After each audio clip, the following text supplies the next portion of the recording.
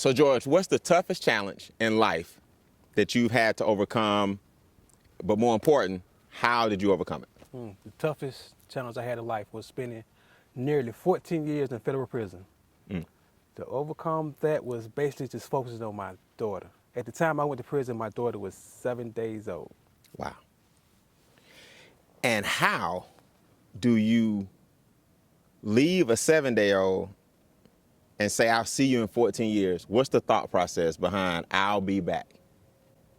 Honestly, it was how I was going to make it in prison.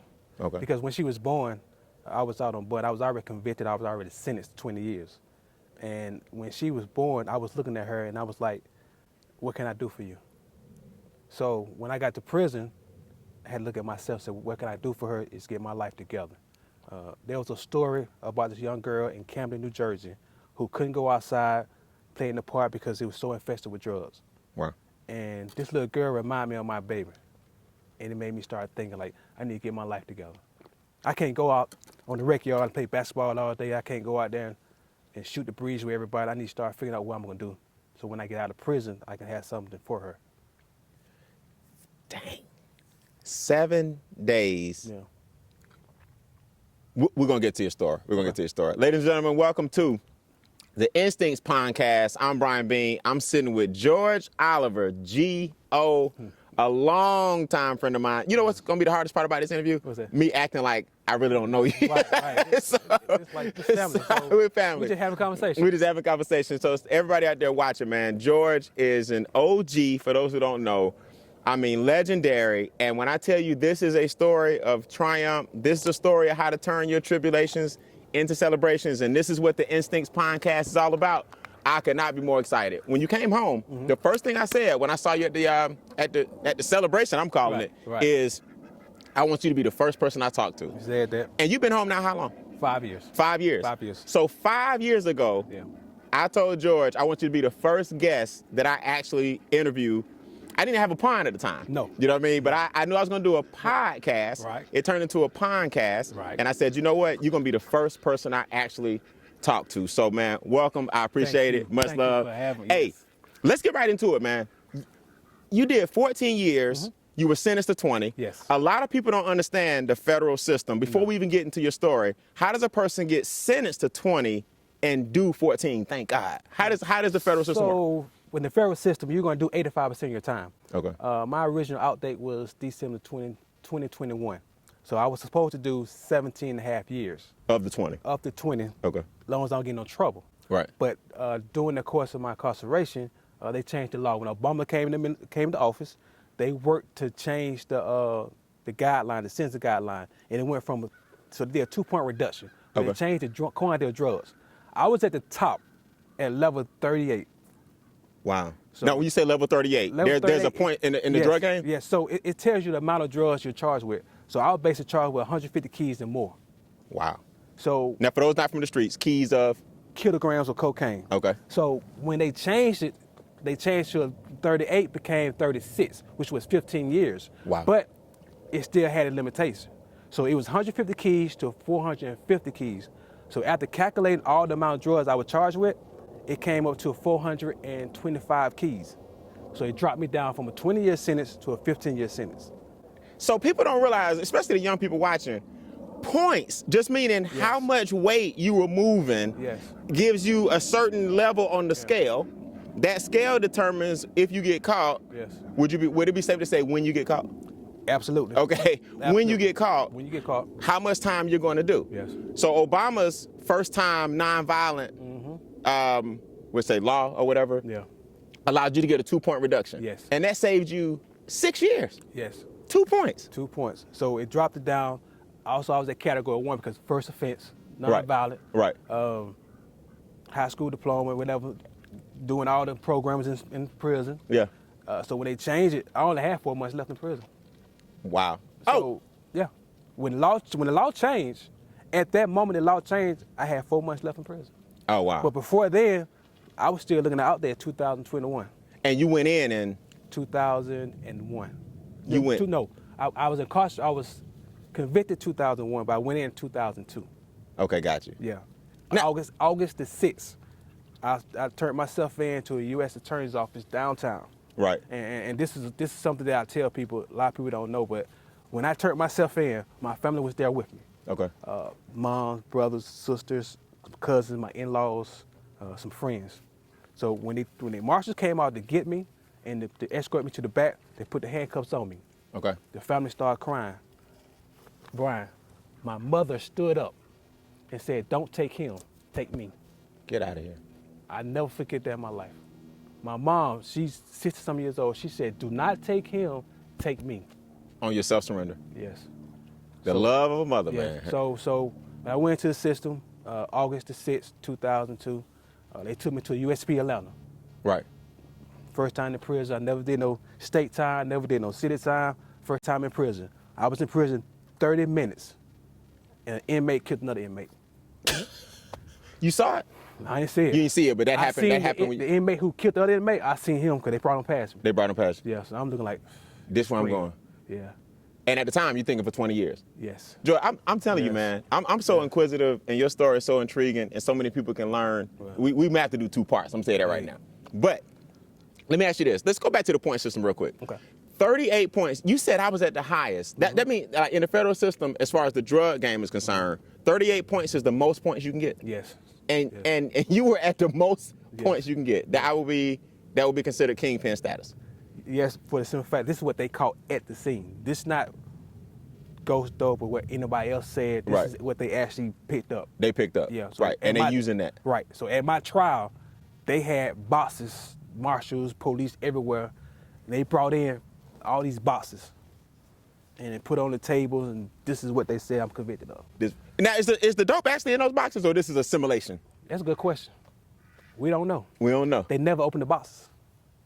We're going to talk about that. We're going to talk about how the feds work. Yeah. We don't know what was in the box. You don't know. I got convicted of brown boxes that you can get from Walmart. That's why I was convicted of, because nobody seen it.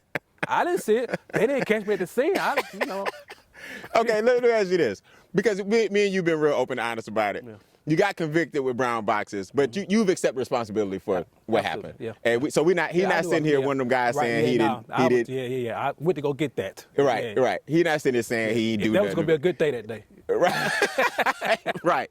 Okay. So nonviolent, first time. I mean, all these different things that you just ran off. How did you get to Kingpin status? Is there anything you can't talk about? I can talk about everything. It's over with. Okay. How did you get to Kingpin status? I've always heard in the streets. I've never been in the streets. Okay. My motto is they make sidewalks for a reason. Right. And that's why I stay on the sidewalk. I should stay out there with you. Stay on the side. I should've stayed They with make the you. sidewalks for people like me. I always heard that when you're gonna get in the dope game, it's 2 or 3 things you gotta accept. 1, if you get your time, you take it like a man and you do it. Right. 2, They say that. you gotta be willing to kill somebody or get killed. They say that too.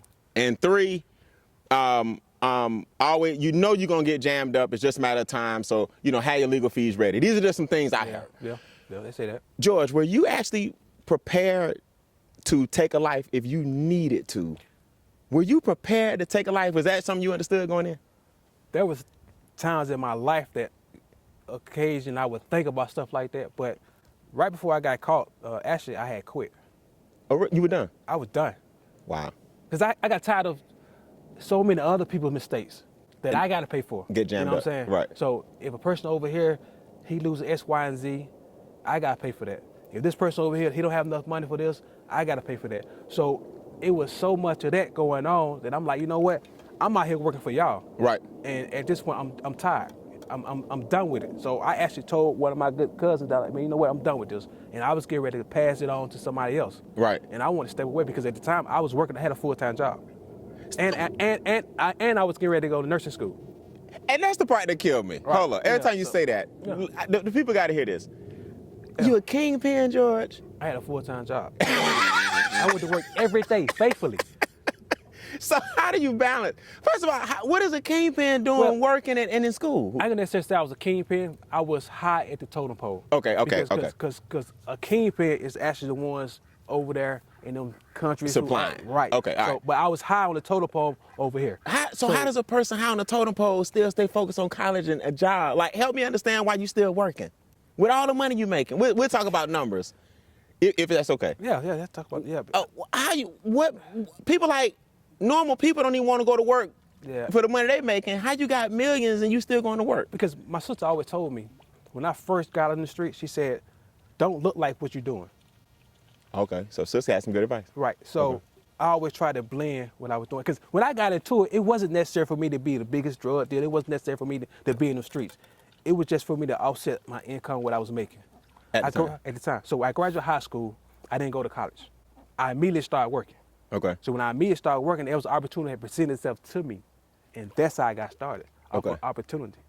Okay. So I was just do that on the side. It was a side thing. It was a side thing. But the side thing actually grew to be so large that I didn't actually need no job. Right, I got you. But that was not my goal. Like, I had a dream that I was going to do X, Y, and Z. I actually wanted to be a nurse practitioner. And you stayed in nursing school while you was in the streets? Yeah, I was in school. I started off in the medical records department. Okay. So I started at the bottom. Worked at Kaiser's medical records. I went to school. I got my medical office administration degree. I went to start working at Grady. So now I was getting encouraged to go to nursing school. So I was at Grady when I caught this case. So that was my plan. So my plan was to go to nursing school, and I would continue to do administration work, and then just be a nurse practitioner. Okay. But, these losses happen. Right. That's how I got tied into the game so deeply. I was about to say, how do you get? Right. Yeah, how So do you that's go how I got tied, because some losses? Some losses. The first significant loss I had, I didn't necessarily have the money to pay the people, and they wanted their money. So what they did was, okay, you don't have the money, but we got the product. Here you go. Go make it. Go make the money.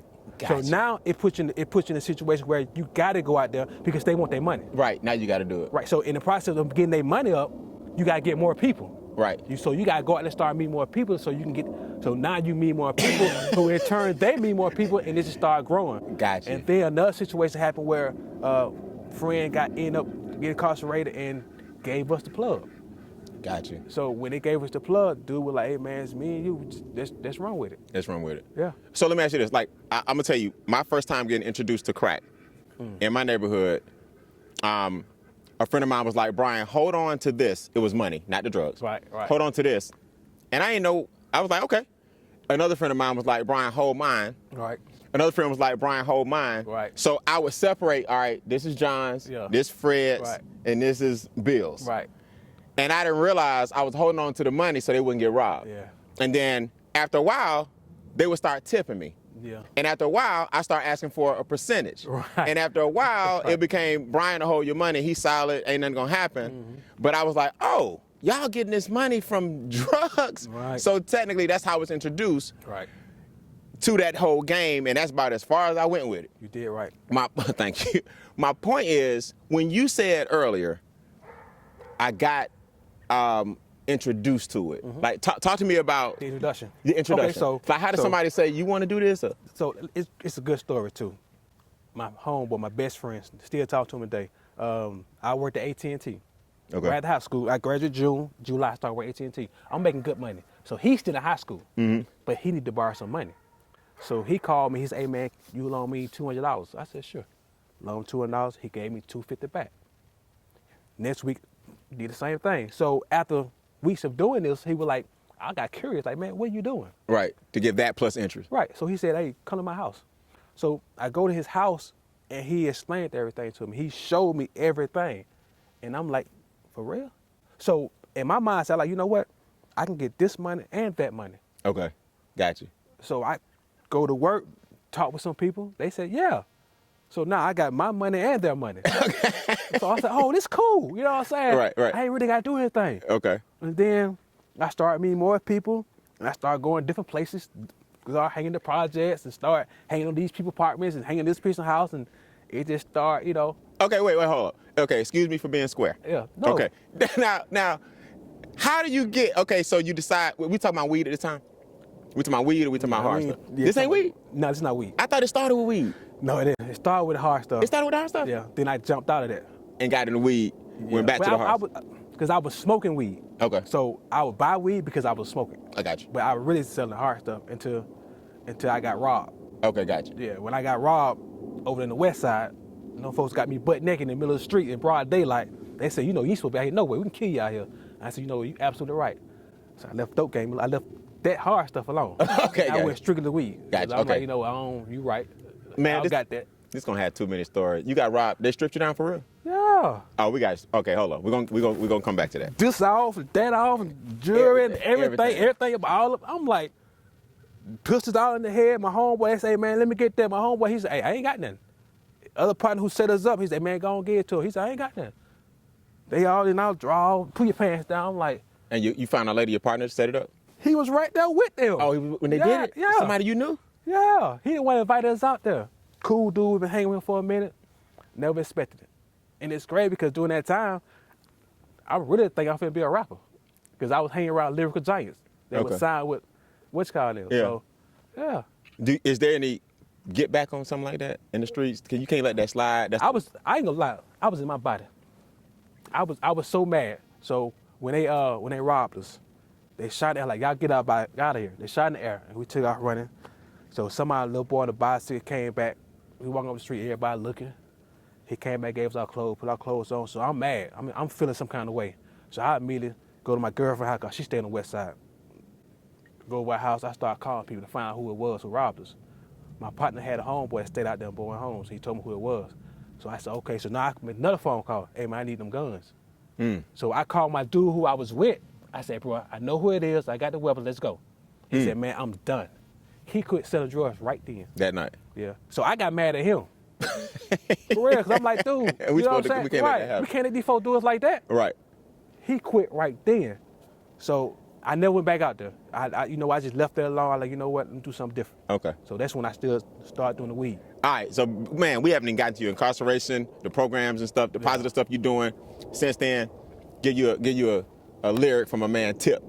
No way should reflection be mistaken for glorification. Because there are consequences to all this stuff, right? Absolutely. No way should Absolutely. reflection be mistaken for glorification. Absolutely. So I wanted to talk about this real quick. So we get to the beginning. Okay. You got the hard stuff. You decide you want this money and that money. Right. Now, if you're new to the game, how do you go get customers? Not the end user. How do you take this brick or whatever you start with, and who do you start selling to? Well, I knew other people who were selling. So I was gonna micromanage. I had the money to buy it. Okay. And I was just gonna give it to them. To And they sell. would go sell it. But I would go out there too and I started meeting people. They were screwing me out the money. Okay. Because they knew I was green, I didn't really know what I was doing. Gotcha. You know what I'm saying? So Okay. I would go out into the project. I'm not from the project, so I go out and hang out with them, spend the night with their career, whatever. So I was starting, so that people started seeing my face. Got you. You know what I'm saying? So when Okay. people start seeing your face, they start connecting the dots. So Okay. that's how I started meeting people. So my whole thing was to sell this to the sellers and Gotcha. not the customers. Got you. So you selling to the sellers. I was trying to sell to the sellers. I didn't want to sell to the customers. How do you know who to trust, who's a snitch, who working for the Fed? That's all part of it, ain't it? You don't really. You don't. It's no way you can know. Ain't no way you can know. You can never know. You ever the crack came In the 80s, 80s. You stay away from the crack. I Do you did before a second and got out of that. what? Because people say, man, that's crack and heroin. People say those are different games. It is. What's It is. the major difference? I know the addiction. I know the danger of it. Yeah. I know the fact that it's such a the street value is great, but to make it is, let's call it cheaper. What made you say I ain't doing no crack? I mean, did you see something that made you say, coke is fine, I ain't going with the crack? What, like, did you see something? Yeah, when I got robbed. That was a crack? Yeah. That was a crack incident? When I got robbed. That robbery, that pistol, you know what I'm saying? When I got robbed, that was like, hey, that's when I left alone. That was enough? Yeah, that was enough of that. Okay. Yeah. All Had a right. good little run, but we good. Okay. Yeah. Weed game coming up now, so You good? plus, I got another good job, you know what I'm saying? I'm still working at, matter of fact, after I got robbed, I wanted to leave everything alone, so I left and went to college. I went to Albany State. So you left the game alone altogether? Yeah. For a second? Yeah, I went back to college. I went to college, first time. So how do you go to college, say I'm gonna leave it alone, what pulled you back in? Okay, so when I was in college, came home for the summer and trying to get prepared to go to school for next semester. You know, I didn't really have anyone to really instruct me on how to do everything, how to file financial aid or anything. My parents, they wasn't really, my brother, he knew about it. He was trying to educate me, but I always thought he was a father figure, so I ran away from him. So Okay. I tried to do everything on my own. So Okay. my thinking was that I go to the military and have them to pay me to go to college. Okay. So when I came home, I went to the Navy. And the night before I went away, I stayed in a hotel with my homeboy and then whatever. We had a little party. Weed was in the process. People smoking. I leave. I go to the Navy. They test me up there. I came up positive for marijuana. Oh, okay. They send me back home. So when I come back home, now I'm trying to figure out how I'm going to go back to school because I don't have any money. I don't have that GI Bill. I don't have, you know what I'm saying, because I was in reserve. Okay. So I couldn't get no job. So I called one of my homeboys. He said, well, I'll give you this for a quarter of the price. So I went to my homeboy house and I got that and walked up the street and started back selling dimes. Okay. It's dime of weed. So I started back selling dime of weed. So let me ask you this. What's the most money or cash you've seen at one time that you've had in your possession at one time? I done counted about 2.5 million before, easily. In cash. Yeah, easily. You had to count it because not we like going all the way across town to get a machine. So we at another house, so we just sit there and count it all day, just count money, smoking weed, eating, counting money. How long did it take you to count 2.5 cash? We started about 10 o'clock that morning. I think I went home about 5 because I was tired. I'm like, man, I'm tired counting money, man. My finger, my thumb hurt. It's green now because I'm talking literally just count. How many of y'all? 3 of us. 3 of us. Take 8. Mom cooking, making sure we got food, make sure we got boxes of blunts, and make sure we got drink. And we just sit in the house, just counting money. And just divide it out. Yeah, it's everywhere. We taking it to the room, putting it back room. Like, we'll go outside, smoke for a minute, and go back in, count some more. Go back, and by 5 o'clock, I'm like, man, I'm finna go home. We're done. So let me ask you this. All right, so I'm gonna call this the bridge. Before we get to the Fed case, the walls got closed in, you do your time, right, and all the positive things you're doing. Right. I'm gonna skip to the end. Okay. How does this story end? What are some of the positive things before we go to prison? Before we go to prison. And before we experience all the things we experienced, 30 minutes in, seeing somebody or finding out somebody got killed, before we get to the snakes and the rats, and before we get to how this federal system works, let's jump to the end. Okay. What are you doing now? Right now, I work for the federal government, and that's crazy. You know what I'm saying? I was in the federal system, and now I work for the federal government. Freeze, I know you're enjoying the webisode. We're going to get right back to it. I got to pay some bills. This segment has been sponsored by Monetize Your Message. Here's my belief. Why aren't you turning your trials and tribulations into celebrations? After 25 years of being on stages all over the world, I can show you how to formulate, market, and monetize your story and everything you've been through and help thousands of people. Do me a favor, go to howtomonetizeyourmessage.com because your story belongs to you, but your message belongs to the world. Now enjoy the remainder of the episode. I work at the VA hospital. Okay. I also own my own, operate my own nonprofit organization called Jump Forward Incorporated. Me and my co-founder, Carson Brinson, he was actually incarcerated with me. Okay. How much time did he do? He did 15 years too. Oh, wow. But he's from Marietta. Okay. It's crazy. Here in Georgia. Yeah, in Georgia, Marietta, Georgia. So we operate that. We also, me and my sister and my wife, we have a business where we get wholesale stuff and items in and we sell it back to the community at a lower price so they can afford some of the things they want. And being involved with the U.S. Attorney's Office, doing mentoring for them, also affiliated with different other organizations, Alumni Offenders Association, and just out here working, man. Tell them about your paralegal. What you trying to do now? And also, like I said, paralegal. Those offenders that's come home, that was in the federal system, that's in their supervised release or trying to get off. So they'll call me and I help them. I put motion together for them to terminate the supervised release early.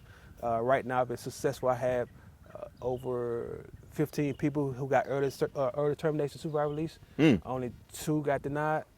Wow. Yeah, and I don't know for what reason. So now hold on. For those that don't know, early termination of early release. So tell them exactly what that means. The halfway house. There's a process. So once you got the halfway house, you're put on you put on supervised release. The federal system do not have probation, people. Let's be clear with that. Okay. You would not get on parole. So you get on supervised release. Okay. So upon a supervised release, you got a probation officer, and you usually have to go take drug tests, or they have to come in your house, and you got to call them, ask them, can I go here? Can I go there?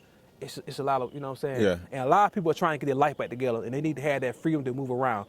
But because they're under probation at this time, they cannot. Gotcha. So you've helped 15 people get that done. Right. So a lot of people you may have anywhere from 3 years, 5 years, 10 years of supervised release. So law states, after 1 year of successful completing your supervised release with no fractions, no problems to your probation officer, anything, that you can file to have your supervised release terminated. Okay. So I've written the motions up to help people get theirs Terminate early. right. So in the process of that, a lot of guys, I'll also train them how to be mentors back in the community, because so that it can help be more favorable towards their supervised release. So a lot of guys that come through us, and we'll train them, Mio and Carson Brinson, we'll train them to be mentors. Wow. So that they can go back in the community they're in and go out there and spread the good word of how, they can change their life, how to be successful, So that's what we do. That's what I do. Nice. Yeah. All right. Now that's the end. Yeah. Let's go to the middle. You've been robbed early in the game. Yeah. You get in the game, you get out the game, you get in the game, you get out the game. Yeah. You still going to school. Yeah, still going to school. You attempt to go to the military. Yep. But because you were smoking, Yeah. that came up in your test. That's that. You go back to the streets. All right. At what point do you see yourself go from, man, this is a little part-time thing, to I cannot believe that this franchise, is it kind of like an organization or franchise? Like, explain it to people like myself. You got people that work for you, people that work for them, people that work for them. So how does the structure work? The federal system, they put it as they stated it was a loosely international organization. So up under my umbrella, up under the tree that I'm charged with, you have a person at the top. That's you. It was not me. Okay, somebody else. It's someone else at the top, right? Okay. They're connected to the plug. So the person at the top, they have lieutenants. Gotcha. Right. I'm charged with lieutenant. Okay. Right. Lieutenants have people under them. Gotcha. So our case is separated. Gotcha. So he had his case, he have a case, and I have a case. So on my case, I'm up top on my case. Gotcha. And everybody else fall up under me. So when your case came down, did the other lieutenants, were all y'all charged at the same time? they the one who got me in the case. The other lieutenants? It was just The plug. two lieutenants. He got me in the case. The plug told on you? Yes. Him and lieutenant, which is they got me. So Really? yeah. So it just came down. So I'm actually, in my conspiracy, I'm actually charged for being the transportation for our organization. Okay, gotcha. Yeah, so they're saying that according to the feds, I was the UPS and FedEx of Atlanta, that I would move it from one place to another. But then it also got me with having, other people up under me. Right, okay. Yeah. Now, there was an older cat that a friend of mine told me, conspiracy, because a lot of people don't understand conspiracy. Yeah. So again, we want to clear this stuff up. He said, man, they didn't even catch me with the dope in my hand. They ain't got to. Conspiracy is a meeting of the minds. Yeah. He said conspiracy is a meeting of the minds. So is it true if two or more people say George the plug, that's all they need? Yeah, because the thing is, like with my case, they never knew anything about me. So when my name was mentioned, the only picture they ever knew was my driver's license picture.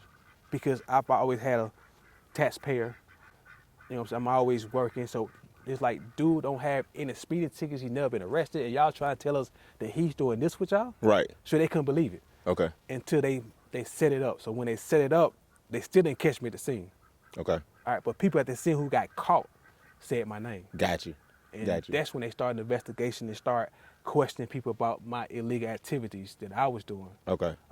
So somebody else, to the Right. young people out there, Yeah. you didn't even get, somebody get else caught. got caught. They got caught. I didn't get caught. The plug, so the plug get caught and started telling on his two lieutenants. Well, the plug They and get one caught. lieutenant Yeah, tell on you. Everybody get caught, and they start telling. They mention my name, and they start doing their investigation. Never see me do anything. They don't have no video, no phone conversation. Don't have anything of me agreeing to do anything with anybody other than what people are saying they did, and people identify that I am who I am. So that was enough to put them on you. But then now they that trying was enough for them to indict me. Just that. Yeah. They never watched me or video me or monitor me doing anything. Just enough people saying your name. Enough people said I did X, Y, and Z. Did the plug get it's gonna sound like a rhetorical question, but the plug got reduced time for helping people under him get busted? Usually it's who's your plug, who's your plug, who's your plug. The plug got caught and went, this is them, this is them. Normally in the system that we see now, they'll get less time than the ones at the very bottom. The very bottom, because the thing is, the people at the very bottom, the ones who actually on the streets, on the corners, who they gonna tell on?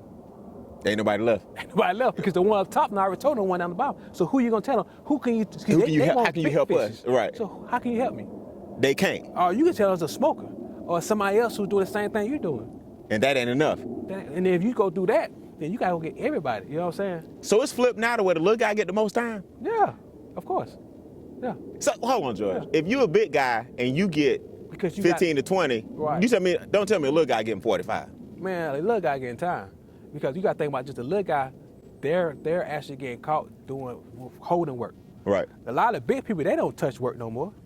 So that's how I was able to work, because I wasn't touching work. I take that back, I'm lying. Okay. I would touch the work when it first come in. Right, okay. When it come in, I touch the work, and then I pass it on. Okay. Next thing I touch is money. All that other stuff they doing, they ain't gonna do with me. Okay. So George, what kind of places, like when the work quote unquote come in, let's just say from overseas, what kind of places y'all meeting at? Like where? Okay, how does the call come in? All right, I got to work. All right, where we meet at? You know I got a fun story behind all that, right? Yeah, So listen, take me to the work. So one time we got a call. I got a call that the work came in, and I was going to meet the people in Jimmy Carter Okay. at the dentist. At the dentist office? No, at the dentist restaurant. Dentist. Yeah. Okay, dentist. So I went inside. Me and my guy, we inside eating. He in his truck, I'm in mine. So we inside eating. I see them pull up outside. I look at them. They look at me. So I'm still eating. So they grabbed my truck and left. Okay. They brought my truck back. I get finished eating. I go pay for it. I go outside. Me and dude talking. We stand by my truck, and I go open my door. What I would do was I would leave my key on the floor, and they would get it, and they supposed to leave the key back on the tire. Okay. They locked the key inside my truck. With the work. So I gotta call somebody, a locksmith, to come open my door, because the wife is way across town somewhere at work. Right. And she, extra key. Right. That's so out. it's too much time for me to be sitting out here with all this work in the car. Right. So the locksmith called. They coming out. So me and the guy, we sitting out there. I'm smoking a cigarette. We talking. Police pulled up. Hey, what's going on? Nothing. Nothing. What y'all doing? Well, I locked my keys in the car and waiting for the locksmith to come. The police officer tell me, oh, I heard that call to go out. And I said, okay. Don't tell me so I can Slim Jim. No, he said, okay. I heard the call go out. Somebody be out here shortly. So I said, okay. Mind you, now I didn't think about this until I was incarcerated. When do the police get notified to come and lock the door? I was about to say, yeah. Exactly. What he get? Right. So The process was already happening. No, it wasn't happening. Okay. But I don't know what was happening. You know what I'm saying? Right. It wasn't that process. Okay. So they come, they unlock the door. I pay them. I jump in my truck. I come back to the other side of town, south side. I get 2 blunts at the same time. I'm double gunning because I'm stressed. You know what I'm saying? I got so much inside my car right now that it was a life sentence right there. If the police said, if anything, him when he If the police first. said, well, you know what, let me go in and see, I would have been gone then. Right then. Right there. How can I? So that's how the work get distributed. So- They bring it, they take your car, But it's different. fill it up different ways. So it's changed up. So now we got a location where I go get it, they're buried, and I go pick it up. So it's different. It changed. It Okay, changed. gotcha, You know, I gotcha. at first it was minimal. Then when it got so big, they had to change up how things move. But I always was the one. I'll go get it and bring it back. So when you bring it back, do you now give it to the people under you? When I bring it back, it's usually me, the lieutenant, and the big guy. Okay. Us three will sit down, make sure everything's what it is. We don't. Matter of fact, we don't cut anything open. Okay. Right. So we just look at the numbers. Gotcha. And he was like, okay, I'm gonna give y'all first option. Y'all got 30 minutes to move whatever you can move. After that, I go move everything else. Oh, that's the big guy saying? Yeah. Okay. So me and him, hey, woo, what you need? So if they say need, so we'll go drop everything off. Gotcha. If not, then he just go ahead and take everything somewhere else. And you got what you need? Yeah. Okay. Yeah. All right, so you got your crew starting to develop. Yeah. You ever been suspicious of anybody in your crew stealing from you? I did, because I actually had someone break into one of my spots. So Where stuff was being held? yeah, they stole 100 pounds. And What's the cash equivalent of that? 50,000. That I had to pay for it 100 pounds is about 50 grand. for me. This is at the weed. time. Yeah, this is weed. Okay. Well, actually, it was lower than 50,000, but I was telling them that, you know what I'm saying. So, Right. There's only 5 people that knew where it was at.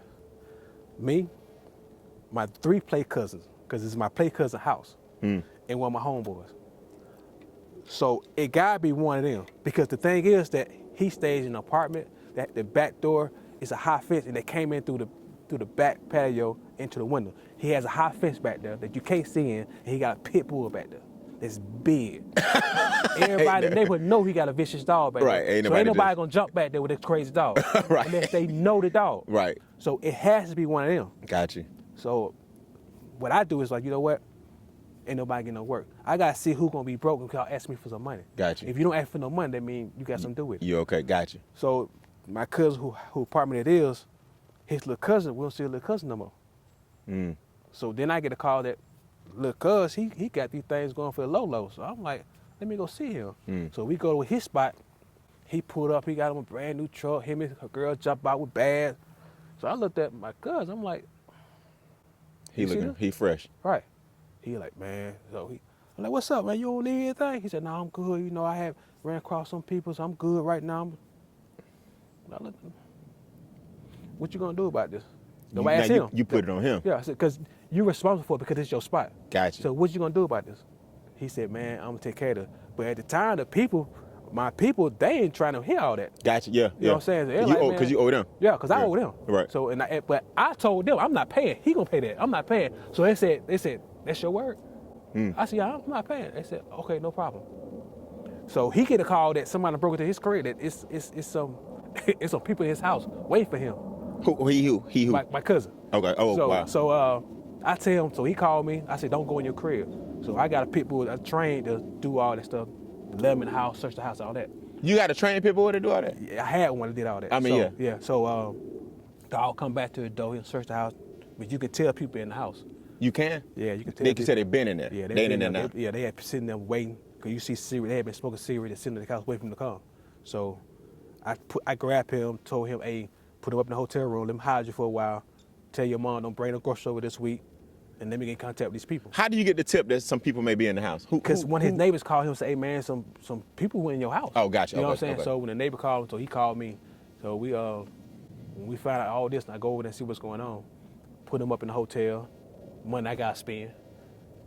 Tell his mom don't come over there, don't bring no groceries, he good across this week. Yeah. You know what I'm saying? So I'm hiding them out. So I go talk to people. They're like, what's going on? I said, hey, man, I'm going to pay that tab right quick. You know? Yeah, because it's that serious. Right, yeah. It's so serious. I went ahead and paid the money. And that's what you meant earlier, you having to cover a lot of people. I got to cover a lot of people's debts, man. You know what I'm saying? It wasn't my fault. So why? But actually, it's my fault because I should have secure. So I'm responsible for that. Okay, let me ask you this. Put me in the mind of a drug dealer at your level. I heard Jay-Z say one time he didn't go to the movies for years. And I know some people watching be like, well, Jay-Z story, this and that. Just follow my analogy. Right. High level person says they don't go to the movies, they don't do none of that, because if a person knows I'm here at this spot for 2.5 hours, that's a long time to be sitting trying to enjoy a movie with so much stuff going on around me. Are you paranoid like 24/7? Are you absolutely? Absolutely. Your life kind of real? You just know, man. I'm going home 5 different ways every night. You know, I'm changing up routes. Yeah, I'm checking on the wife, make sure she's straight. I'm paranoid. I'm in the club. I'm going to certain clubs because I know the owner at the club, and I know he gonna make sure I'm straight. I know the bouncers. I'm on at certain spots, and I mean, one night we in the club and they tried to kidnap my homeboy at the club. He's so drunk, he don't know what's going on. They got him going to the door. So and snatched him up? They got him. They carrying him out the door. He drunk, he going with him. He don't know what's going on. Oh. So I'm asking everybody, hey man, who them cats? Don't nobody know them. They finna exit the door. So I put up on them, hey man, what's going on? Hey, we can take homeboy to, no, I got dude. They were taking them to go do something to him. Wow. You know, so it's that level of paranoia that, I'm thinking everybody follow me. Right. I'm thinking, I'm at the red light and I hear, I don't know, was a firecracker, was a pistol going off? I don't know. I just duck and hit the button and hit the gas start. Right. That because kind I'm so paranoid. Right. That's why I'm like, you know what? I'm tired of the losses, the paranoia. It's too much. It's too much. I mean, how can you just constantly live like that? I'm at home in the bed one night, me and the wife. We in our natural state. Right. My house alarm goes off at 2:00 in the morning. I'm scared out my mind. But, you know what I'm saying? Because it could be anything. I don't know what's going on. The house alarm going off. I'm scared. We are natural state. She looking at me like this. So I grab my pistol and I'm going to the house like this. I got to go on this floor and I come downstairs. I'm scared because I know if they're in the house, that means they coming to get me. Right.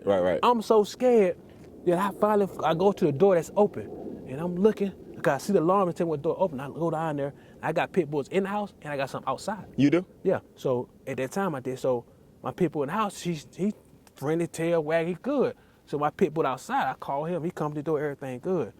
So my wife said, well, you might have left the door open while you was down there. The wind blew it open. I got a 10-foot privacy fence around my backyard. So I'm so paranoid. I done closed the door. I done checked all the locks. I looked outside. I went outside and walked around. I'm so scared. I stay up the rest of the night. Wow. Just to make sure. Yeah. And you got all these extra measures. Right. I'm so paranoid. I'm like, man, I can't live like this. There's no way to live, bro. I mean, you have a good time. It was just too much. Right. And I know for a fact that people was, because I had to interfere with other dudes them getting robbed. When they got robbed and the police, they come to their house and shoot their house up, they'll call me and I gotta go over there and go talk to these people like, hey man, y'all leave them alone. Hey man, you can't rob this dude because he's my people, you know what I'm saying? Right. So I know, you know what I mean? I'm a fun looking dude that a lot of people don't really know. Right. Because people didn't know what I was doing, so, but they see me sometimes, they see me with money, and they're like, man, what the dude doing?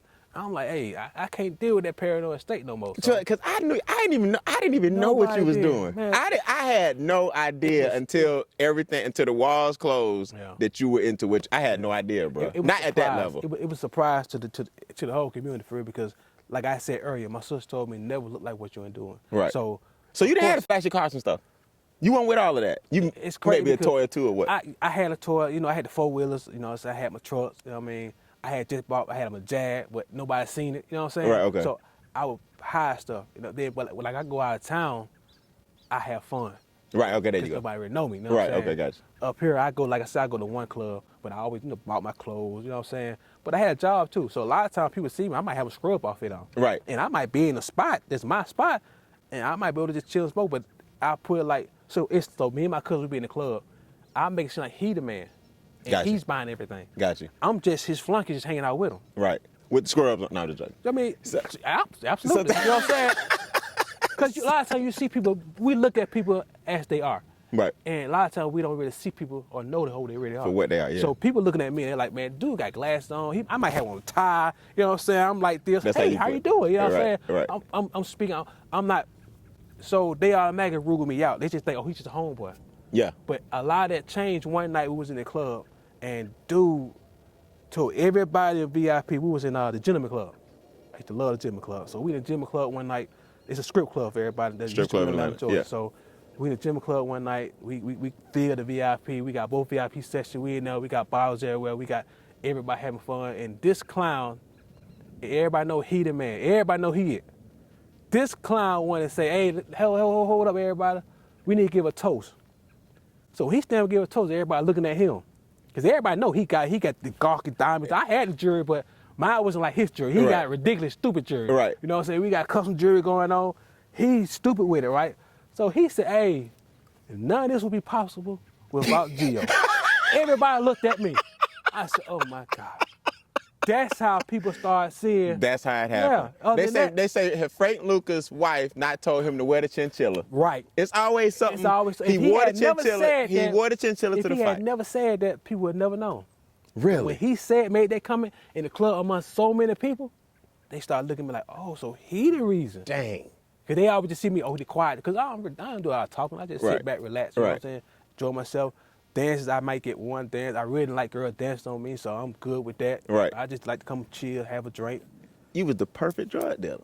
To the kids. I was. To the kids, real quick. Ain't no such thing though. I know. Yes. We're gonna talk about the lesson in a second. I want you to give a message to the kids watching or aspiring dope boys or whatever. But let me ask you this: a white collar, like in the stock market and the money game, they say the thing they fear most is windbreakers with letters coming into their office.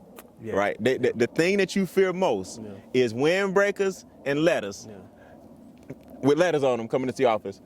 What did you fear most? Was it prison? Was it death? Was it having to kill somebody? What's that paranoia? If you had to pick, Brian, the one thing I feared the most, man, was what? What was your biggest fear? I'm not gonna say prison because it was at one point where I always knew that if they ever called us, we were going to prison. So I knew that was gonna happen. I want to say dying, man. I ain't want to die. Not then. I still don't want to die. Right. And then the way they was torturing people family members, I didn't want that. Let's scare the kids. What's the worst thing you ever heard happen to somebody? Oh man, this one guy, I'm gonna give you two stories. This one guy, he didn't want to get the money up, so they grabbed his baby and put his baby in the microwave. What? Yeah. Yeah. Baby, a newborn, a baby that Yeah. small. Yeah. They killed the baby. They didn't kill the baby. But they put him in They there. put the baby in the microwave. So when they put the baby in the microwave, they were like, "What you gonna do?" He got that money up for him. Yeah, So yeah, a lot yeah. of people believe They- that you're supposed to always have money put aside for that. Yeah. But they don't want just that. They want everything. The other story I had, one of my good friends, he's still incarcerated now. He got kidnapped at the gas station. He said for 2.5 days, they tortured and beat him. Cut his whole body up, burning him, grabbing his private spot, putting the hot iron on it. I mean, they just, every time he passed out, they'll wake him back up. He just bloody, and the people asked And they ended up him letting him go. No, they thought he was dead. Oh, wow. They thought he was dead. So he still didn't want to get the money up. So they thought he was dead, and they got him and threw him in a dumpster. Wow. He stayed in the dumpster the whole day, just in the dumpster. He said this whole time he was thinking about his son. And I gotta live, I gotta get my son, right? So he said he climbed out the dumpster. And when he get out the dumpster, he go to one apartment. He said he knock on the door, and people open the door and they see him, and they close the door. They don't want that problem. They can't, yeah, yeah. He said he go to another door. He said when they open the door, he just fell on the apartment. He said it took him a year just to learn how to walk again. What? Yeah. George, money and that game make people this Money made vicious. people do the craziest things in the world. I know, That's why I know it's a that's why I rhetorical always question. say people who never had money, they get a change when they get money. Because a lot of people get to acting so brand. You know what I'm saying? I've seen dude do so many things like, dude, are you tripping? Because they know they got money. And you see people who allow them to do certain things, allow them to talk to them a certain way because they know they got money. Yeah. Money changes the people who had the money and the people around people they got money. It changes a lot, bro. It really does. So, all right, let's take them to the system. How did you know? Talk to me today about the day they came for you. You said, man, this thing over. Like at some point, you like, this is over. No, I knew it was gonna be over with. Was it a raid? Was it? No, I knew it was gonna be over with because it was so much work. And I told my cousin, I said, man, if the feds ever come in on us, if we ever get locked up, we going straight to the Fed because we got so much work coming in. Mm-hmm. I didn't actually know it was over with until they did that raid. And Where was the raid? What the happened? raid was off Moreland Avenue here in Atlanta. So there's a rock quarry over there that we just go up there all the time and do our thing. I went to go pick the work up, me and my cousin and my other, we got another lookout guy. So there's surveillance to players. I seen the police there. At the time I seen the car, I'm like, man, they look like the police. So I called my dude, say, hey man, it's a strange car here. So he called me, he said, man, don't worry about them, do my people, make sure everything's straight. Because there had already been a lot of lockups lately. Mm-hmm. So I seen it. So we go here, we go through the motion. We don't load up. It's one way in, is up a hill. So we load up, I get in the passenger seat, my dude get in the driver's seat. We get ready to come down the hill. So when he start the car up, they block the road and jump out with all black masks on, the whole black suits. They got dogs running, and I see it, and I take off running. So my dude, I hear him in the distance say, what am I supposed to do? I'm already running, so I don't know what you gonna do. Right. I ran, I see the plane, I see the helicopter. I didn't know, I'm thinking I'm running straight into some woods. I didn't know it's a cliff. So as I'm running, and my last step, I just fell about 30 feet. I bounce, boom, boom, boom. I twist my ankle, I'm cut all the way up. But I still see the helicopter. I still see the place, so I gotta keep on moving. I'm dragging myself. Looking at TV, I was like, I go through the creek to try to kill my trail. You know what I'm saying? Right. Even though you banged up and beat up? Yeah, I'm still moving because my adrenaline is rushing. Okay. So I'm still moving. I'm in the woods, so I keep running, I keep going. And I stay in the woods so it get dark. And it's crazy because I'm staying in the woods. I really don't know how far I got until I walked down the embankment. Now I came off of 285, now I'm on 675. Okay. You done ran to another highway. Right, so I'm walking Well, hold down on, we the got to stretch. distract. We know who that is? We don't know who that is? We got a little distraction. Hold on. You want me to stop and go get on the thing? We talking about these folks that done pulled up on us. Yeah, right. Carl, they coming for you. You know what I'm saying? You want me to stop this? Freeze. Please don't kill me. I know I'm interrupting the show, but we got to pay some bills. This segment was sponsored by Monetize Your Message. Now, what is that? Well, we show you how to turn life's tribulations into celebrations. There are millions of people who've been through exactly what you're going through. The difference is we turn your life, which is an asset, into your message, which is an investment. Huge difference. Guys, I have the frameworks, formulas, and 7-figure fundamentals to show you how to monetize your message and help people all over the world. Visit howtomonetizeyourmessage.com. That's howtomonetizeyourmessage.com, because your story belongs to you, but your message belongs to the world. Now enjoy the remainder of the episode. Yeah. All right. So the gig is up. You jump down the embankment. Jump down. Adrenaline rush. You hurt, but you moving. You trying to get away. Yes. What happens now? Where do you end up on? 675. 675. So I'm walking down the expressway. I'm walking down, and this car pulled over. Then he was like, "Where you need to go? You all right?" I said, "Man, I just need to get to a phone." So he said, "Well, come on, I got you." So I still got money in my pocket. So I said, "Man, I'll pay you." He said, "No, don't worry about it." So I said, "Well, don't go on Moreland Avenue." I said, "Don't go on Moreland."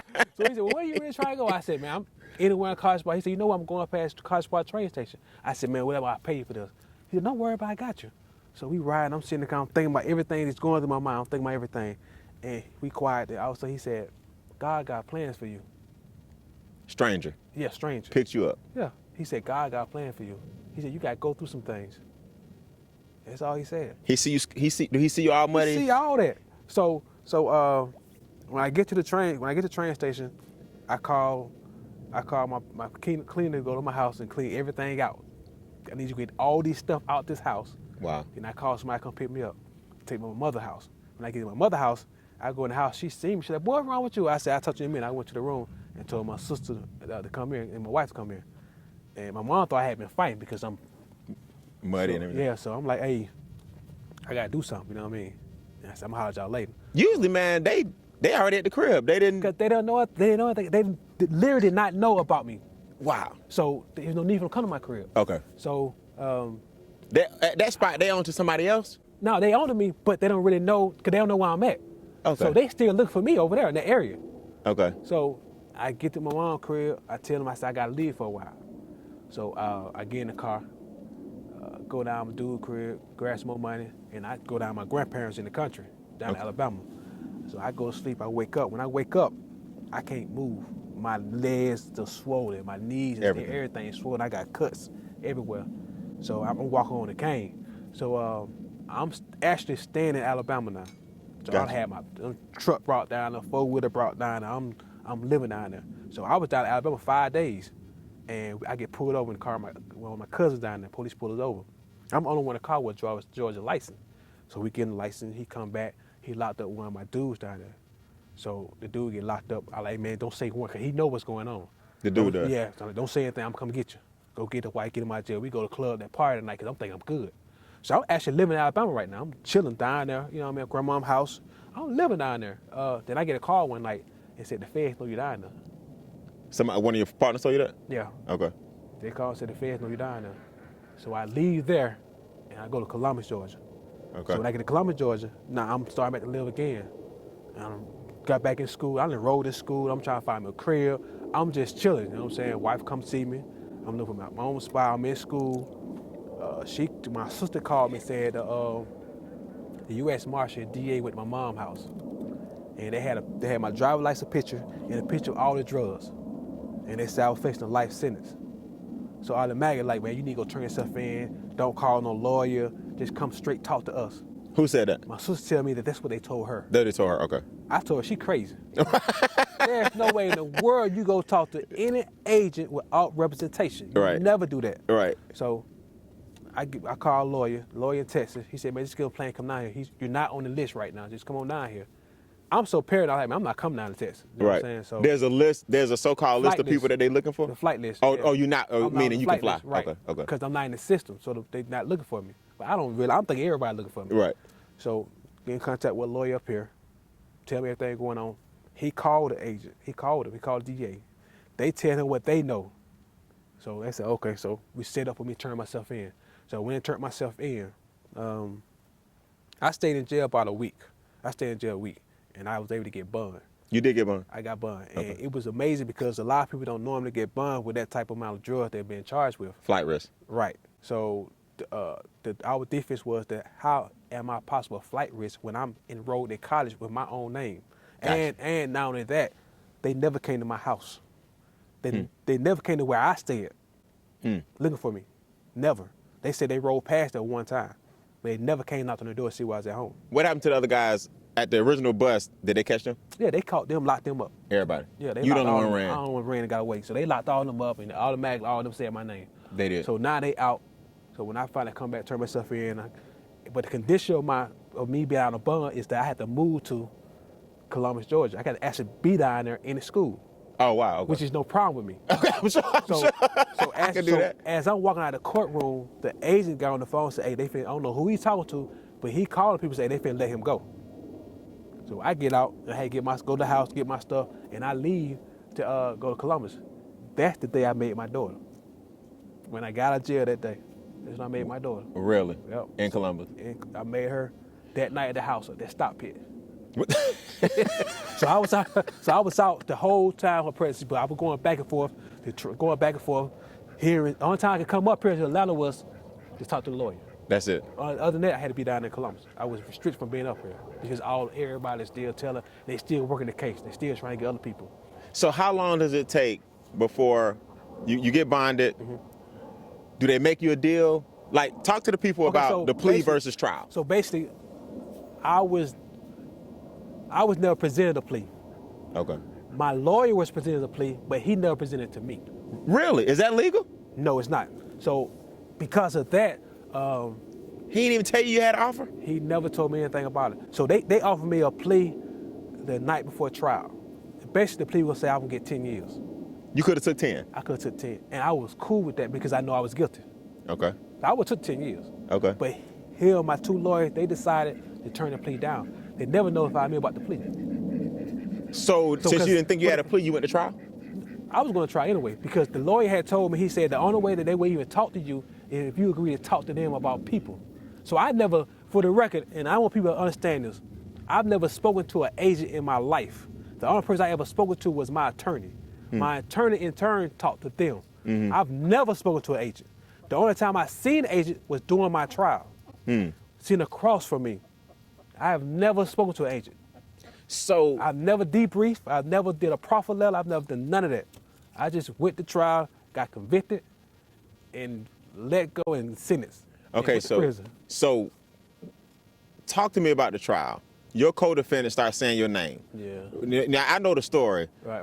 I don't have to say. I ain't gonna say no names, but some of the high-ranking people with you, basically, you the only one that didn't snitch.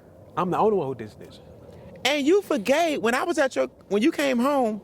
You actually forgave everybody. I had to. See, the thing about it, while I was in prison, of course I was upset. I couldn't believe they betrayed me like that because these were my brothers. You know what I'm saying? So I was very upset with it. I had so much hate in my heart for dudes that snitching.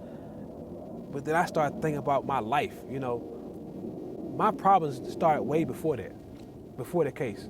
I started doing however small it was, I was doing wrong before that. And then the thing is that I had to hold accountability for myself. Had I not put myself in that position, then they had no reason to tell on me. Had I not volunteered to sell drugs, then it would never happen. And then I was reading the Bible, and I'm asking God, I'm praying, my family praying that, you know, God, let him out of prison. But God tell you in the Bible, say, well, how are you going to ask me to forgive you when you won't forgive a person who you see? And I thought about that. And I started thinking about, you know what? You let all that anger go. I let all that go right there. And I felt so much better. I slept so much better after that. And while I was in prison, I reached out to them. I talked to them. I said, hey, man, listen, I'm good. I hope you good. Hope your family good. And I just been talking to them ever since. Like, I talk to them now. I can call them right now on the phone. They can answer the phone. I mean, I have no problem with nobody. You know what I'm Dang, saying? that's I have no problem with admirable. nobody. First of all, that's No honorable, problem. admirable. Let's put it in perspective. Without you ain't gotta say no names, but so and so did X amount of time because they said your name. So and so, how much time did they shave by saying your name? And then all the time getting put on you. How much time do you get saved by giving your name up? Well, actually, one of them, I think he had got immunity. Well, several of them got immunity. They gonna get immunity for the people that don't know. Immunity, they do not go through no prison time at all. So Okay. some people got immunity. Some people might have got like 5 years. Now, one of the dudes who was significant in getting me caught up, and I got to give credit to him. A lot of people don't know this. When it came down to my trial and they tried to get him to come testify against me, he said, I'm not going to testify against him. So because he wouldn't testify against me, they put a case back on him. He ended up doing the same amount of time I did. So he didn't say your name? It started like that, but it didn't finish like that. Gotcha. So by that time, when they needed him to come say, hey, put the dots together, he said, no, I'm not doing that. I'm not doing it. He Gotcha. refused to do that. And he was like, man, my brother shouldn't do that neither. You know what I'm saying? But we know what happened. And so, that's why, I don't have no problem with none of them now. When I talk to them, they call me. And I'm like, you know what, we brothers, and I'm trying to right now set up a situation where all of us, because it was a one point in time out here in College Park, man, where we always be together. You know what I'm saying? We really had each other back, no matter what. And we need to get that back together again because so many people are dying. So many people are leaving us, you know what I'm saying? No matter what difference you had back in high school or what you had going on up in your 20s and 30s with a person, it's significant to the whole scope of life. Right. So in order for us to really reach people, we need to be down the way they at. And I think that God has given me the ability to really be able to put my arms back around my brothers and hug them and love on them like he loved on me. You know what I'm saying? That's dope. But he tell you, man, if you ain't got no sin, throw a stone. I can't pick up a grain of salt. You know what I'm saying? I can't do none of that. So, and no one else is, we're human. We make mistakes. We're all flawed. Let me ask you this. So if we do the math, and this is what when I speak to kids about this, not that I have experience, but I can do numbers. Right. Any drug dealer, to me, that has reached where you at, will say, if we look at the number of years I spent balling versus what it cost me, it ain't, not worth. Joe, it ain't even close. It's not. You got to think legal fees, like a retainer fee is $50,000. Just to get that high level. Just a retainer fee is $50,000. So I had two lawyers. I had a lawyer who specialized in just sentencing. You know Just that part. Yeah.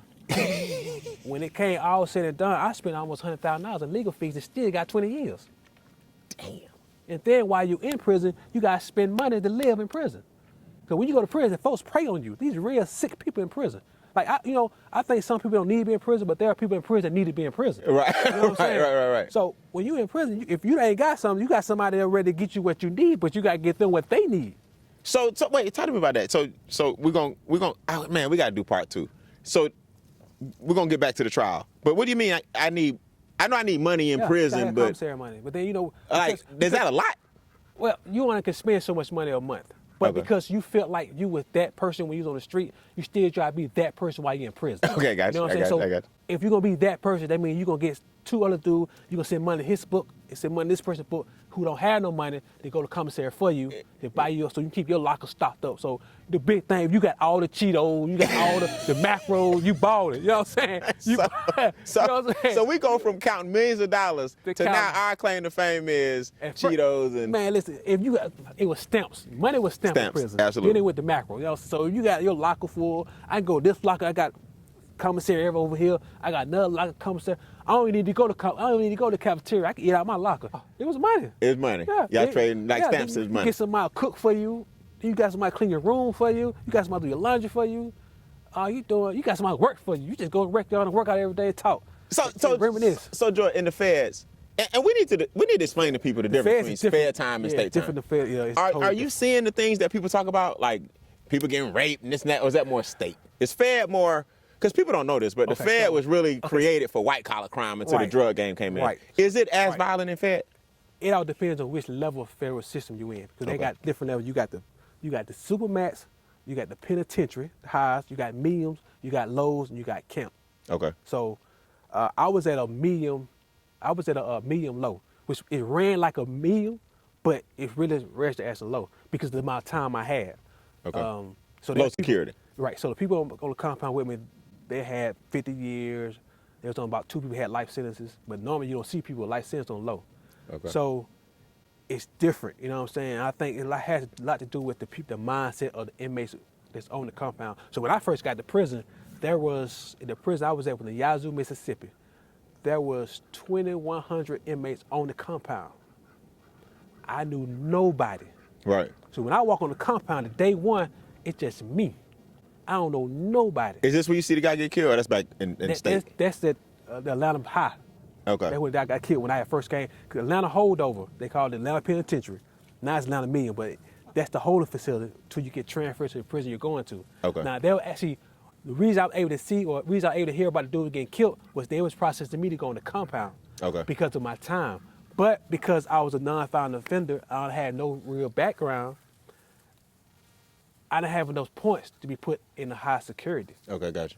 So they sent me to Mississippi, which Okay. is 7 hours away from here. Okay. So when I got there, a riot had just broke out between the Georgia boys and Alabama boys. So I'm on the compound another month, and then another riot broke out between the blacks and Hispanics. I seen the guy put out a blade. I don't know where he kept it at. It was like he had a sword.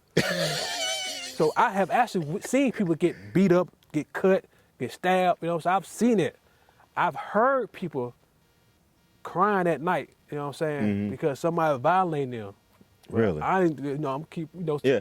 You mind your own business. You know what I'm Right, saying? So right. you hear it, but hey, ain't gonna do with me. Right. You know what I mean? So, but I've seen people get beat up. One dude got beat up in front of my room one day. It was so funny.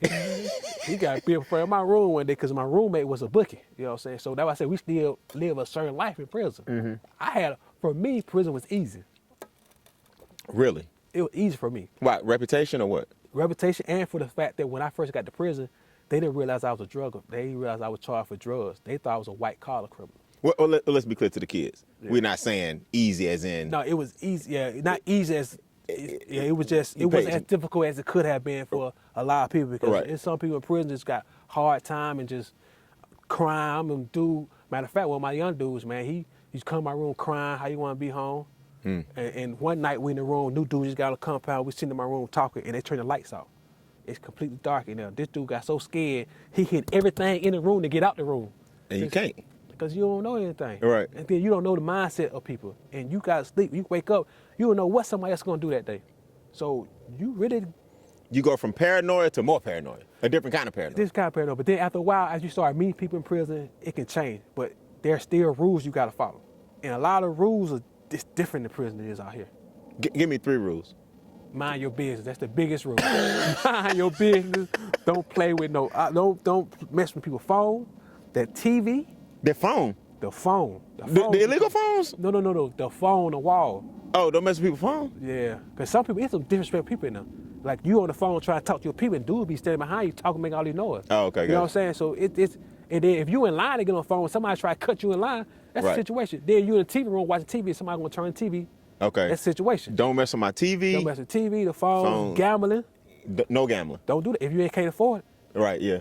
Drugs, if you can't afford it. And do not mess with the ones who want to be women. That's a man. Right. Them will get you killed. They get you killed. So, yeah. It's drugs in prison, Joe? That's drugs. Is it? Is the outsiders bringing it in? Like, how you getting drugs in prison? Think about it. If the people cannot leave prison, then it got to be the people from outside that come in and bring the prison. Right. You know what I'm saying? Because where I was at, we're not leaving. They don't care if your mama died, you're not leaving that prison. If your kids die, you're not leaving that prison. You stuck in that prison. Now the camp is totally different. Okay. After a while, you moving down. Right, you move down. Insecure. As your custody level changes, you can move down. Your custody level change, your time change. So you can move down. So after being in Yazoo, Mississippi for almost 8.5 years, my time had changed. So now I'm eligible to go to a camp. Okay. Camp life consists of that. You literally almost free. You're almost free, yeah. You can basically, if you want to, you can walk off. Yeah. Yeah. So. But you're almost home. By the time you move down to camp, ain't you almost home? Sometimes, because you can be at camp with 10 years or less. So by the time I got to camp, I still had almost 10 years left. Damn. You know what I'm saying? But and it's so crazy because the camp is right there.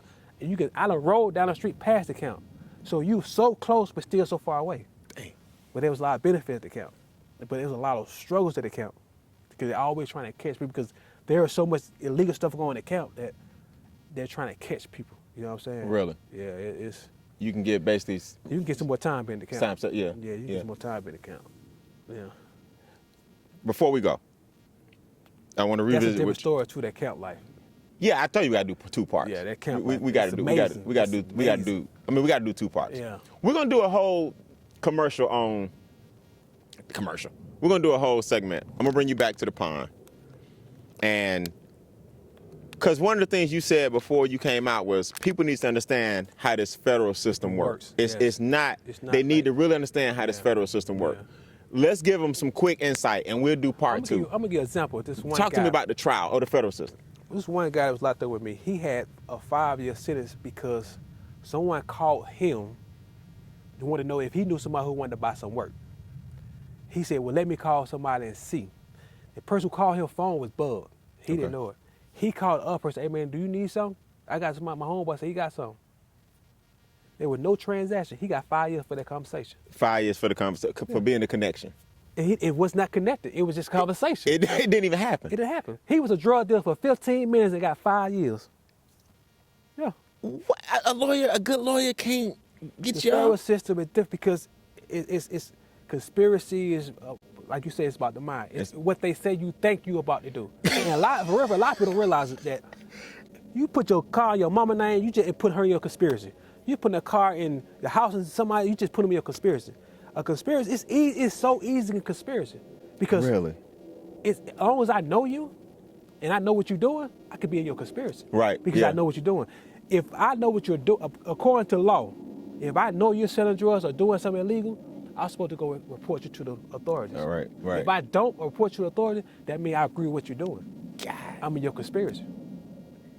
Yeah, so the federal system is so different. A lot of people go to the state, and it's known that you can buy your case in the state. Right, right. Them feds, it's kind of hard. They tried, though. They tried. They actually tried to buy the feds, but it didn't work for them. Who is they? My co-defendants. They tried to buy him? They tried to buy them. It just didn't work out. When you say tried to buy him, what you mean? Like, pay the agents off. As in bribe from agent, as in bribe the agents off. That ain't my bad, that's your bad. Take that bag and forget about me. Really? Yeah. Ain't that another charge if you got the Mr. Perfect, Mr. trying to be a district attorney? That's another case you can catch?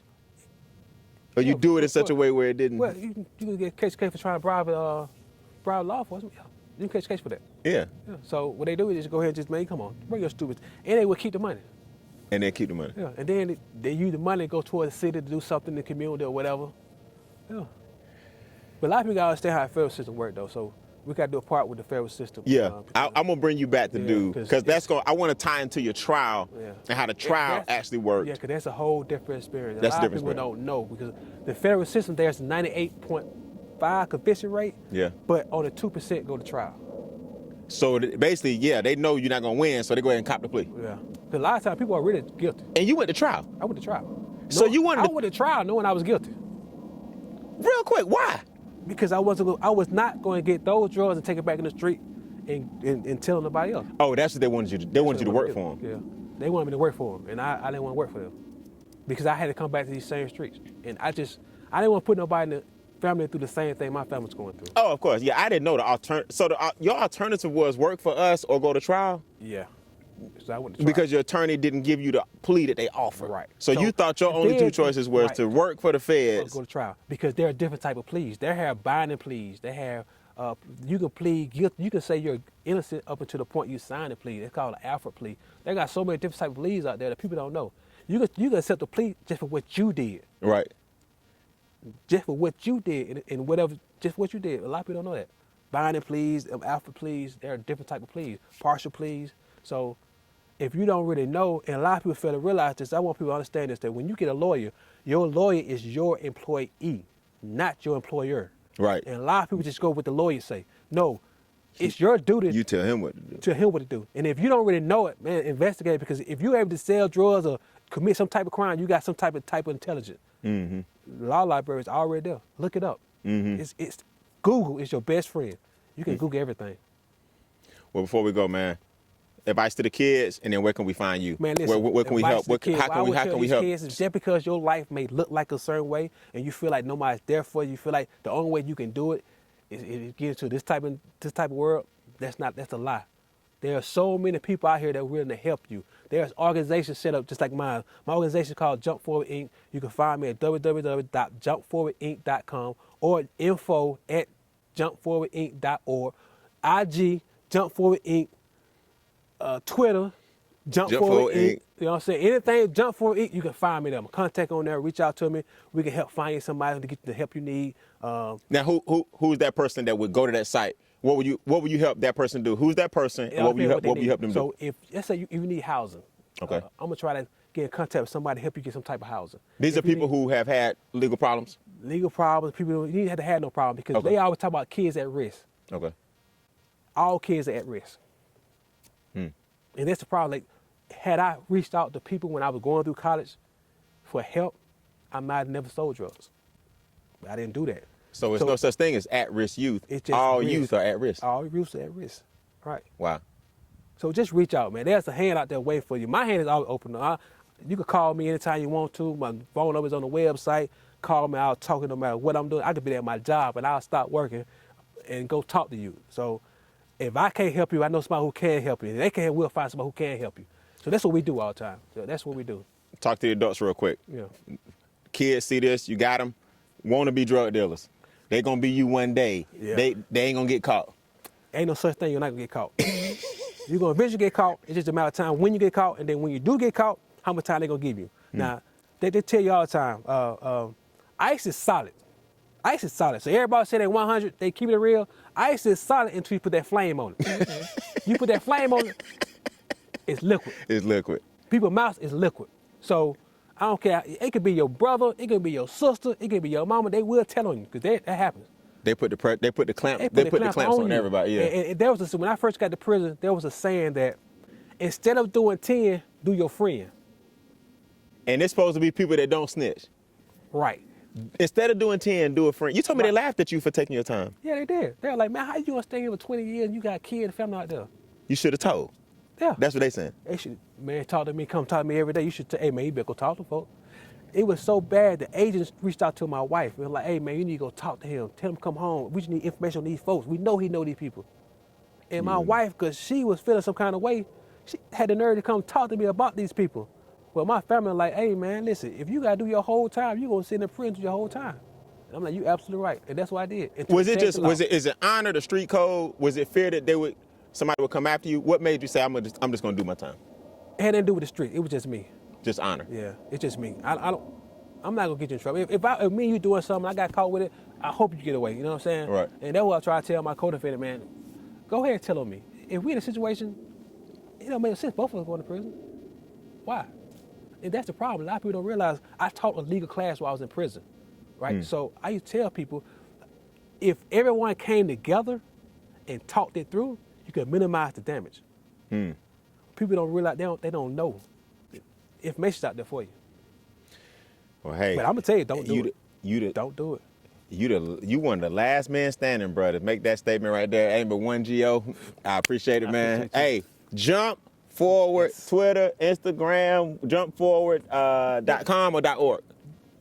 Email me .org, both of them, .org and .com. I got man. both of them. If you can't, you reach them that way. Send a smoke, send them always looking at the sky. I'm gonna reach out to you. You know what I'm saying? What we gotta do? You can't get contact with me. Get in contact with Brian. He gonna get contact with me. So we're gonna keep this thing going. And the information will be under the. If you're on the YouTube watching the podcast, the information will be down in the detail section. And this whole show was sponsored to you by Monetize Your Message, man. We show people how to turn their tribulations into celebrations. So be on the lookout for more Judge Oliver's. Well, there's only one GO, but we're going to bring you a ton of different stories, people that are really, really monetizing their message, man. I promise I'm going to help you do the same thing. I appreciate you. I appreciate it, man. Thank y'all so much. All right, no doubt. We'll do part 2. Peace. Who had killed the other inmate, so I'm vexed in my spirit. I'm like, oh, this thing real. It's real. Oh, you know what I'm saying? So for real. Oh, yeah, for real. I'm like, man, I ain't know it like this. So I go back to my room because I don't know nobody in there. I go back to my room. I'm in the room. I open it. Then you just get the Bible. The Bible is open. It fell open. And I grab it, and there was a scripture. And it was saying, "Be not dismayed. For wherever you go, I'm with you." Man, I felt so good, man. I just started celebrating. Just like that. Just like that, bro. It just made me. It was open on that page. Yeah, it just gave me the peace. Yeah, and I just started reading the Bible, man. That's how I was able to forgive. You know what I'm saying? I just started reading the Bible and started understanding, trying to break. Did you make it cover to cover? I did. You did? I did. You made it cover to cover? I got scared because they kept trying to tell me that, hey, man, you know, you destined to be a preacher. And I got scared. I'm like, I don't want this type of responsibility. Yeah. So I got scared. I stopped reading the Bible. I'll be honest with you. I was like, man. Then my sister writing me because my brother-in-law, he was a pastor. Said, yes, brother, when you come home, we need for you to come get the congregation. I'm like, I ain't trying to do all that. You know what I'm saying? Yeah. I ain't really I just want to come home and just live and just enjoy life.